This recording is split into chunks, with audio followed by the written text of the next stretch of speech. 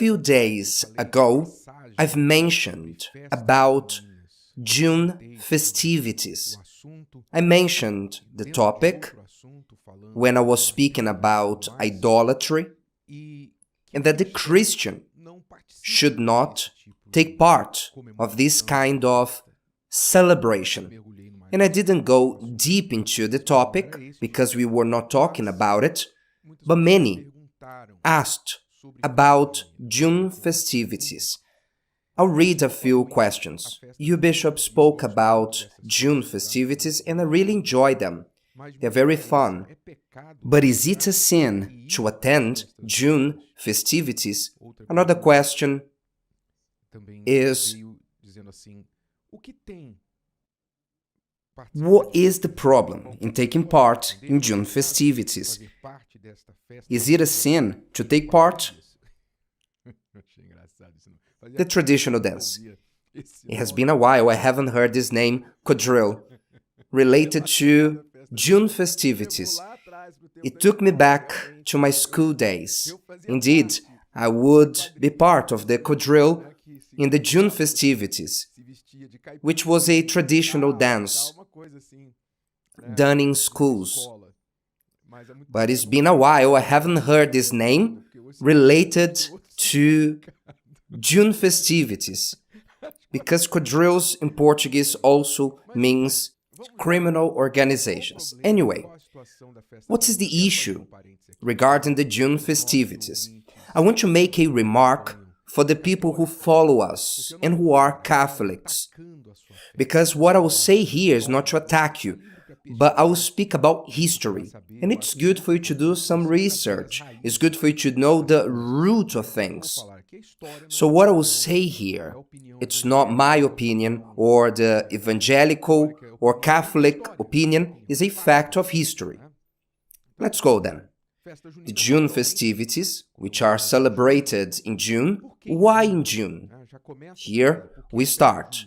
Why a celebration in June? What happens in June? In nature, in the seasons of the year, what happens? What happens is, here in the eastern hemisphere, in the south side of the planet, is the beginning of winter. In the western hemisphere, we have the beginning of summer. What does that mean in June? 21st of June, here winter begins. In the US, for example, summer begins.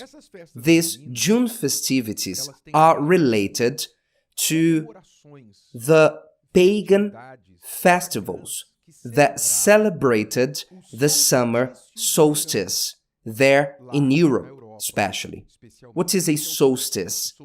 The solstice is the day that in the Western Hemisphere, in this case, has the longest day of the year. Because the sun is closest to the earth, closest to the Western Hemisphere, because the earth is inclined towards the sun, then on the 21st of June, there is the summer solstice, which means is the longest day, is the day that there's more sunlight. You notice that there are certain times of the year that day breaks earlier and also that the sun sets later. Why? Because of this inclination of the earth towards the sun. So this solstice was the longest day, the day that the sun was the closest to the earth. So in pagan festivities, they celebrated in the month of June this phenomenon, this fact that the sun is closest to the earth, and as the sun has always been worshipped as a god by pagan tradition, because it is always associated with rain, fertility, and people thought if we present offerings to the sun, to the god of the rain, we will prosper, our agriculture will be more prosperous, the animals will prosper. So these celebrations that happened way before these June festivities they worshipped elements of nature with the aim to receive fertility and prosperity. Is that okay? So with the advent of Christianity, more specifically the Catholic Church spreading throughout Europe, what did it do? You who follow us regularly, you will remember that we explained a few months ago, in the times of Carnival, we explained the origin of Carnival and why Carnival is something spiritual. And we spoke about Carnival being associated with Easter. Carnival happens days after Easter. All these festivities are connected to the religious calendar. Why? Because when the Catholic Church started to spread its domain, it had a conflict with these pagan celebrations. In the culture of those days, they worshipped pagan gods. What did the Catholic Church do? To try to absorb and to attract people to them, they gathered pagan celebrations with religious celebrations.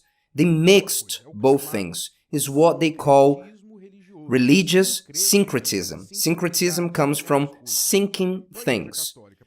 So the Catholic Church, trying to attract the pagans to them, they mixed the pagan festivities with parallel celebrations to bring those celebrations to them. This is when the June festivities came about. So they called these celebrations after Catholic saints. That's why in June they celebrate the Valentine's Day, which is referring to the day of Saint Anthony, which is also known as the saint related to love life. Come on, Bishop. I was preparing everything for Valentine's Day. I'm just telling you history. Calm down. I'm just sharing history here with you. And then there's the day of Saint John, which is the main Catholic saint celebrated in June. And then there's Saint Peter. And then they added the Catholic saints to be celebrated in the month of June. Why Saint John, why Saint Peter, Saint Anthony are celebrated in June? I have no clue. But they mixed things for people to celebrate. So it is a June festivities where they celebrate the saints. Actually, it was a pagan celebration that was placed inside the Catholic Church to attract people. And then it developed in Brazil, and then in Brazil it gets even more mixed up with the regional culture, and then the quadrille, those typical food made out of corn, balloons, this type of things. Because this strategy of mixing beliefs is a strategy to bring people closer. You don't attack them, and then people feel welcome. And soon they're calling themselves Catholics. This is a strategy. Then centuries went by, and this remains. June festivities happens in different areas of Brazil, certain places more than the others. I took part in June festivities when I was in school or in the parish of the neighborhood. Every year I'll go there, I'll drink the traditional drinks, all that. I had no idea that that had its origin in religion, in a pagan origin. I had no idea, as most who attend June festivities have no idea what they are doing. Now, think with me. The Church of the Lord Jesus, in the Holy Bible, Christians are called to be saints.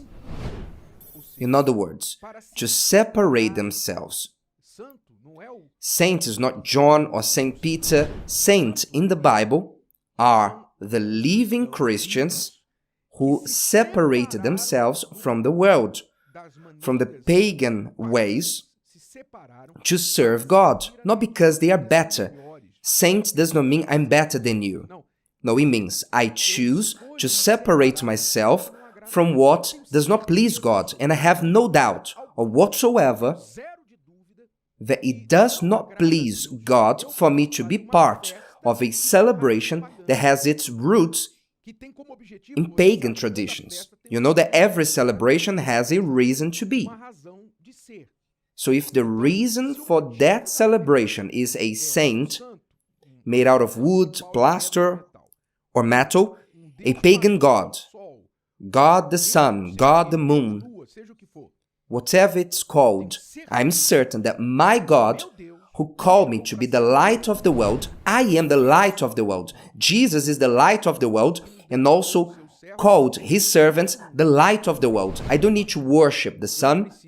I don't need to worship any wooden saint, because my God is not made out of wood, plaster, or metal. He's a spirit, so I'm certain that God does not want me to be related with these things. But there's always one who say, but I won't go there to worship the sun or to worship any god. I'll just go there to have fun. But you are promoting, you are sponsoring, you are perpetuating something that happened years ago with its roots in idolatry, pagan tradition, and you want to call yourself a Christian. So it is a matter of waking up. Behind these celebrations, you must evaluate why are they celebrating there? Who is being celebrated? What is being celebrated? You must know if you agree with that, if you want to promote that or not. So it is a matter of conscience. Many say, but it's not for religious reasons.